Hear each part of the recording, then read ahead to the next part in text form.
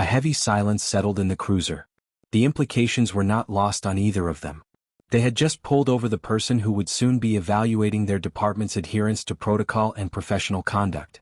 Daniels exhaled slowly. Well, what do we do? Let her go? We can't just wave her off. She already knows we stopped her, Monroe replied, glancing through the rain-streaked windshield toward the SUV. Daniels shook his head. We do this by the book.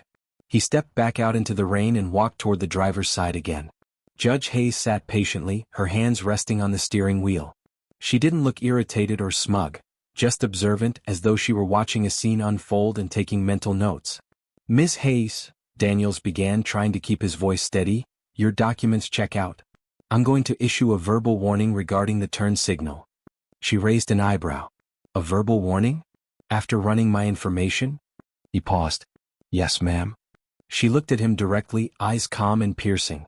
You realize I know exactly what's going on. You saw the name and connected the dots. Now you're changing your tone. Daniels blinked. Ma'am, I assure you. I'm not accusing you of anything, she interrupted, voice smooth but firm. But I do want you to think about how your approach just shifted. He swallowed hard. Understood. There was no anger in her tone, just precision. She was in control, even from the driver's seat. Daniels offered a nod and stepped back. As the SUV pulled away and melted into the evening fog, Monroe muttered, We're going to be footnotes in her next speech, man. Daniels didn't respond. He was still thinking about the way she had looked at them, not with contempt, but with a certain cool awareness, like a teacher watching students struggle with a lesson they hadn't realized they were being taught. Back at the precinct, the two officers filled out a routine patrol log. But what had started as a routine traffic stop had shifted something deeper, an unspoken reckoning with how much context can change everything. And in a few weeks, Judge Marcia Hayes would sit at the head of a long, polished table, and their names would come up again, not just as officers, but as a case study in discretion, perception, and accountability. 3 weeks later, the courtroom was quiet, except for the echo of dress shoes across the marble floor. It wasn't a criminal trial, but the atmosphere still carried weight. This was the semi-annual Judicial Oversight Review, where internal practices, officer conduct, and departmental integrity were scrutinized by a panel of judges. At the center of the room, behind the elevated bench, sat Judge Marcia L. Hayes, now in her full robe, framed by the state seal. Her reputation in the legal world was widely respected. Sharp, balanced, and never one to use her authority as a hammer. But when she spoke, people listened. Officer Daniels adjusted his collar. Monroe sat stiff beside him, avoiding eye contact. They weren't under formal investigation, but their names were listed as part of a discussion on recent traffic enforcement patterns and officer discretion. What had begun as a minor stop was now threaded into a larger conversation about how decisions are made and how fairness is applied. Judge Hayes leaned forward slightly. Let's review Incident 472C. Officers Daniels and Monroe, Traffic Patrol, Downtown Crestview. Subject stopped for failure to signal. Interaction concluded with verbal warning. A projector displayed the dashcam footage on the screen behind her. The entire interaction played out again, now in front of a panel of department heads, legal observers, and fellow judges. Hayes didn't speak for several moments after it ended. Now, she began, her voice clear but not sharp, this is what we call a standard procedure, on paper. But what we're really examining today is the nuance that paper doesn't capture. She paused, letting the words breathe. According to GPS data, the vehicle in question signaled within the legally required distance. Marginally, yes, but it did. Which brings us to the question, why initiate the stop? Monroe cleared his throat. We believed there was a potential signal failure. It was raining, visibility was low. Hayes nodded. That's fair context. But context can't be used to excuse inconsistency. It should be used to improve consistency. She looked directly at both men, not unkindly. I'm not here to question your intent, but I am here to hold up a mirror to your instincts. Daniel shifted in his seat. What concerns me, she continued, is not the stop itself. It's the shift in behavior after identity was established. The moment my role became clear, the tone changed. Professionalism should not be conditional. Discretion should not depend on rank. She leaned back slightly. That kind of adjustment, conscious or not, chips away at the trust we work so hard to build. The room was silent. Hayes went on, this isn't about discipline. It's about recognition. You saw someone who could affect your future and your approach adjusted. But here's the truth, everyone you pull over has a future. Every person you interact with is affected by your decisions, sometimes far more than you'll ever know. Neither officer spoke. Finally, Hayes closed the folder before her. Let this not be a moment of embarrassment. Let it be a turning point. She stood. That concludes this session. As people began to file out, Officer Daniels remained seated for a moment, watching Judge Hayes as she left the bench, the same composed figure he had stopped on a rainy street not long ago. She hadn't punished them. She hadn't raised her voice. But somehow her words carried more weight than any written report could. 2 months had passed since the review board hearing. The incident with Judge Hayes was no longer the talk of the precinct, replaced by newer shifts, fresher reports, and other pressing matters. But for Officers Daniels and Monroe, something had changed, not visibly but internally where it mattered more. Daniels found himself second-guessing things he used to do without thinking. The tone of his voice during stops, the assumptions he made during briefings, even the way he filled out routine citations. What used to be autopilot was now a deliberate process. It wasn't guilt that sat with him, it was awareness. One afternoon after patrol, he and Monroe sat on the station's back steps, their coffee cups warming their hands against the brisk air. Been thinking about that night, Monroe said, not looking up. Daniels nodded slowly. Me too. You know what stuck with me the most? Monroe asked. It wasn't the courtroom or the panel or even the footage. It was the way she said it, everyone you pull over has a future. Daniels looked down at his cup, the steam swirling upward. Yeah. It hit different hearing it from someone like her. Not because she was a judge, but because she was measured. She didn't come at us like we were the problem. She showed us that our approach could be. There was a pause. You ever think how many people we stopped that didn't say anything? Didn't correct us? Just nodded and took the warning or the ticket, even when we might have been off by a little? All the time now, Daniels said. Back on patrol they still made stops. They still enforced traffic laws. But something had shifted in their demeanor. There was more conversation, more explanation, more listening. They no longer dismissed a calm question as talking back. Instead, they leaned into it. One night, they pulled over a young man for speeding. The driver, flustered but polite, tried to explain he was on his way to pick up his younger sister from a night shift. All right, Daniels said. We're going to give you a warning. Just slow it down. You're responsible for more than your own safety out here. The man looked surprised. Thanks, officer. As he drove away, Monroe glanced at Daniels. You've changed. Daniels smirked. You haven't? Not officially, Monroe said, sipping from his thermos. But I keep hearing her voice. They didn't talk about the stop with Judge Hayes anymore. But it echoed, in pauses before action, in quieter conversations, in the way they now looked at every driver not as a name on a report but as a person with a story they'd never fully know. Across town, in a modest office lined with legal books and framed degrees, Judge Hayes received a letter on official department stationery. It was short, just a few lines, signed by both Daniels and Monroe. Thank you for showing us something no citation ever could. You didn't judge us. You reminded us to judge ourselves better. She read it once. Then again. A small smile flickered at the corner of her mouth. Then she placed the letter in her desk drawer, not to be displayed but to be remembered. Autumn came early to Crestview that year. Leaves spiraled gently down the courthouse steps as Judge Hayes arrived for the morning docket. Her chambers were quiet, lit by soft morning sun, the hum of the city still waking outside. She poured herself a cup of coffee and glanced at her calendar. It was a full day, arraignments, hearings, then a late panel with civic leaders on community justice reform. But her mind, for a brief moment, wandered to the letter still tucked in her desk. She hadn't responded to Daniels and Monroe. Not formally. She believed some lessons didn't require follow-up. Growth, if genuine, continued whether or not it was acknowledged. But something unexpected did happen, quietly through unofficial channels. A month after the review hearing, Officer Daniels had submitted a proposal, Dialogue at the Crosswalk, a pilot community outreach program. It wasn't about de-escalation or statistics. It was about presence, officers volunteering off-duty to spend time in local neighborhoods outside of enforcement. School zones, small businesses, parks. Not responding to problems but listening before they arose. Monroe signed on too, skeptical at first. But the first afternoon they spent just talking with parents outside a youth center, about broken streetlights and safe sidewalks. He understood the difference. No uniforms. Just city jackets and open ears. Word spread. Other officers joined. A few didn't take it seriously but enough did. At one of the sessions, a woman approached Daniels with her teenage son. She'd heard about the program and brought him along, thinking it would be good for him to speak with officers not from behind a windshield. She looked at Daniels and said, "Thank you for showing up without needing something to be wrong first." That night he wrote a note in his phone, "Not all impact requires authority. Sometimes presence is power enough." Meanwhile, Judge Hayes continued her work, presiding over cases, mentoring new attorneys, teaching occasional classes at the law school. Her name had quietly become shorthand for fairness among younger lawyers, and her presence in the courtroom was still precise, but never performative. One afternoon, after a hearing concluded early, she stepped outside and walked 3 blocks to the downtown park, a rare break between appointments. She spotted a familiar figure seated on a bench, sipping coffee and talking with a small group of teens near the basketball court. It was Daniels. No badge. No cruiser.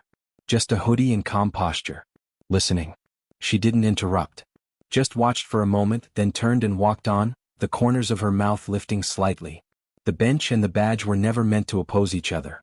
They were parts of the same system, different tools, same purpose. And on certain days in certain quiet corners of the city, that purpose was being remembered, not enforced. Winter settled over Crestview with a quiet patience. Soft snow on courthouse ledges, warm light in cafe windows, and the sharp scent of wood smoke in the suburbs. Inside precincts and courtrooms, routines continued. Dockets filled. Patrol logs stacked.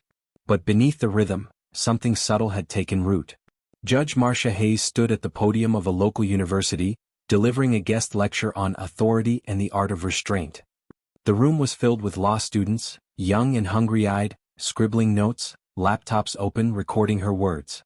"Justice," she said, "is not simply about decisions rendered. It's about how we handle moments where we could act and choose not to." Someone raised a hand. "Are there situations where not acting is a mistake?" She paused, considered, and then replied, "Yes.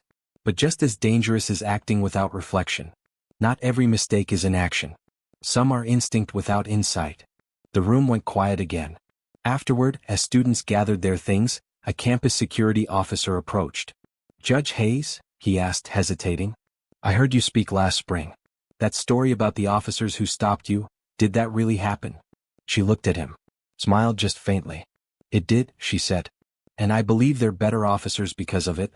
I know I'm a better judge because I didn't just dismiss it." Meanwhile, back on patrol, Daniel sat behind the wheel, Monroe beside him.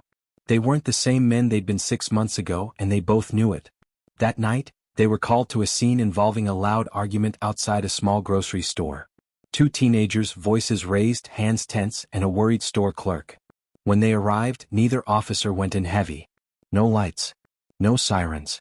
Just calm steps, open palms, steady tone. Turned out the teens were cousins. One had taken the last prepaid phone card without asking. It escalated from words to threats. Daniels didn't reach for his belt. He reached for his questions. 20 minutes later, the teens were walking home together, phone card in hand. Clerk satisfied. No arrests. No report needed. Monroe exhaled, leaning on the squad car. "Remember when we used to think resolve the situation meant get control fast?" Daniels nodded. "Now I think it means leave people better than we found them." He glanced up at the sky. "It's like Judge Hayes said, it's not about what we enforce. It's about what we reinforce." That line would stay with him. Like the stoplight on that rainy night. Like the courtroom silence after the dashcam played. Like the letter they never expected to write. Some lessons are marked by consequences. Others are marked by the fact that no one had to pay for them, because someone chose to learn before someone else had to lose. And in cities like Crestview, in precincts and courtrooms and quiet parking lots, those are the lines that stay drawn. Invisible. But lasting. Spring thawed Crestview's edges gently, ice melting off sidewalks, kids back on bikes, and soft chatter returning to outdoor cafes. The city felt lighter. Not fixed, not perfect, just breathing again. Judge Marcia Hayes sat alone in her chambers late one evening, reviewing final drafts for an upcoming keynote address titled, "The Quiet Reforms." She had delivered dozens of speeches over the years. This one felt different. Less about policy. More about people. She closed the folder and opened a side drawer, pulling out the letter from months ago. Still crisp. Still unsigned with flourish. Just 2 names, Daniels. Monroe. She reread it slowly, not for details, but for the sincerity she knew still lived behind it. A knock. Her clerk entered, holding a slim envelope. This just came from the Department of Civic Outreach. You've been requested to attend an award ceremony next week. Hayes raised an eyebrow. For what? They said, mentorship and ethical leadership. Apparently you've been nominated by multiple officers. She gave a quiet laugh, not dismissive, just amused at how full circle it all felt. I suppose that means something's working. Across the city, Daniels walked the edge of a middle school field, watching as students packed up after practice. He'd volunteered for a community engagement talk, not required, not even logged in the department schedule. Just something he said yes to. A student approached, about 13, curious but cautious. You a cop? Daniels smiled. Yeah. You don't look like one. Is that a good thing or a bad thing? He asked, chuckling. I don't know. You just talk normal. Like you're not trying to prove something. Daniels nodded slowly. That's on purpose. The kid tilted his head. Why?